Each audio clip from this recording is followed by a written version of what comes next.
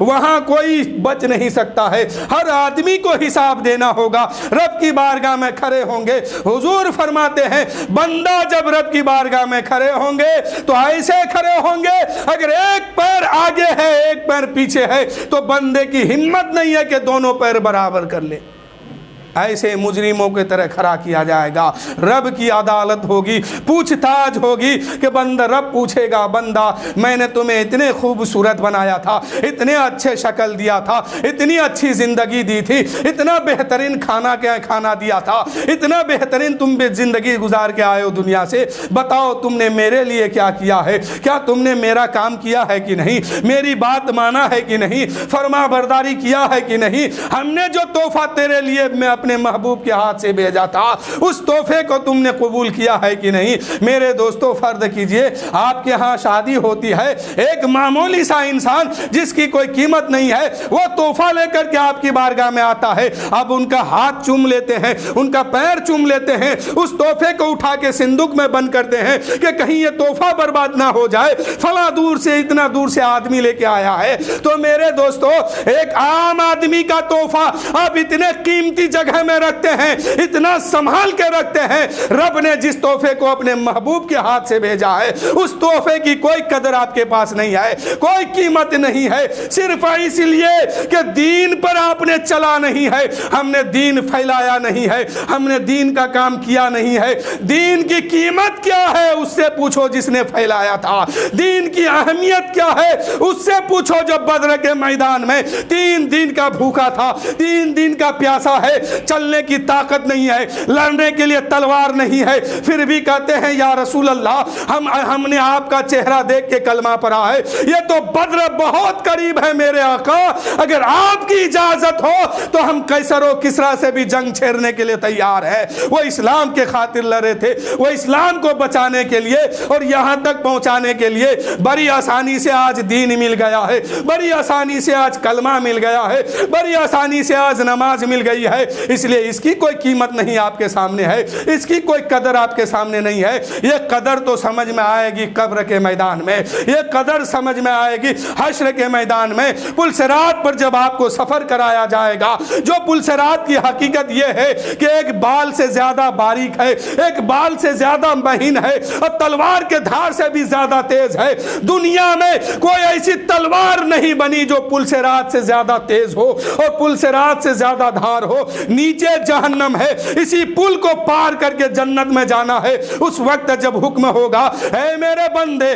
دنیا گھوم کے آیا ہے نا، اب اس پر سوار ہو اور پل پار کر جنت میں جا، اس وقت تلوار کی دھار سے زیادہ تیز یہ پل ہے اور 500 سال کا راستہ ہے، آدمی کو اس میں سفر کرنا ہوگا، ہر آدمی کو چلنا ہوگا، حضرت آدم سے لے کے اب تک، اب سے لے کے تا قیامت تک، عورت مرد بوڑھا بچہ سب کو سفر کرنا ہے۔ اس وقت پھر دین کی قدر سمجھ میں آئے گی، اس وقت پھر نماز جیسی تحفے کی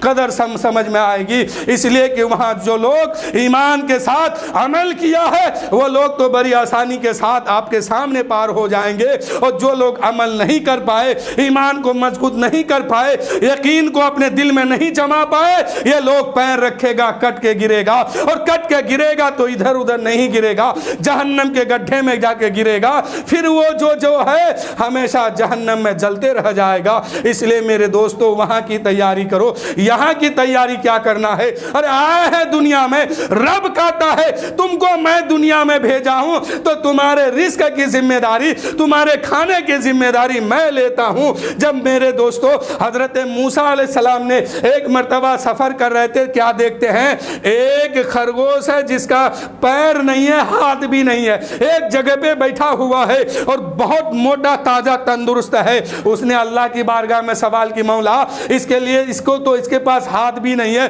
پیر بھی نہیں ہے، یہ کھاتا پیتا کیسا ہے، پھر اس کے پاس اتنے تندرستی جسم کیسے ہے؟ اچانک ایک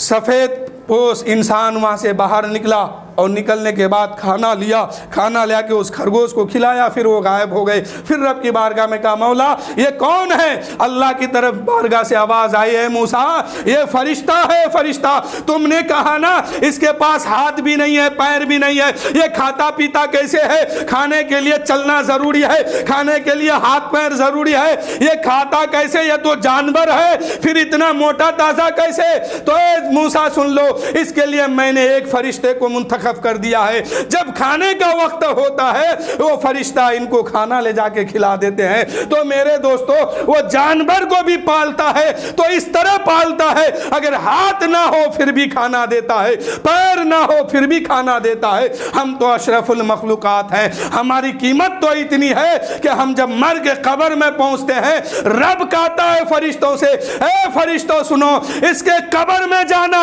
اس کے اعمال مت کھولنا کہ دنیا میں چوری کیا تھا یا نماز پڑھا تھا یا ڈکیتی کیا تھا یا کسی کو قتل کر کے آیا، ان کا اعمال مت کھولنا، صرف اس سے اتنا پوچھ لینا کہ یہ مجھے مانتا ہے کہ نہیں مانتا ہے، یہ میرے حبیب کو مانتا ہے کہ نہیں مانتا ہے، یہ میرے حبیب کے دین کو مانتا ہے کہ نہیں مانتا ہے۔ حساب میں لے لوں گا میدان محشر میں، تم اس کا حساب مت لینا۔ اب تو سوچو کہ بندے کی کتنی قیمت ہے، انسان کی کتنی قیمت ہے، اتنا جرم کر کے قبر کی میدان میں پہنچتے ہیں اور رب کہتا ہے فرشتوں ان سے سوال مت کرنا کہ دنیا میں کیا کیا کر کے آیا ہے، نماز پڑھا ہے کہ چوری کیا ہے، کسی کو مارا ہے کہ گالی دیا، کچھ نہیں، ان سے بس اتنا پوچھ لو کہ یہ بندہ جو قبر کی دنیا میں آیا یہ مجھے مانتا ہے کہ نہیں مانتا ہے، یہ میرے حبیب کو آخری نبی مانتا ہے کہ نہیں مانتا ہے، میرے حبیب کے دین کو اور شریعت کو مان کے آیا ہے کہ نہیں آیا ہے۔ اتنا سوال کر لو تم،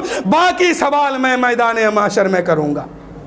اتنی قیمت ہے اس بندے کی اور انسان کی، اس لیے اللہ نے کہہ دیا کہ ساری مخلوق سے زیادہ افضل میں کسی کو بنایا وہ انسان ہے۔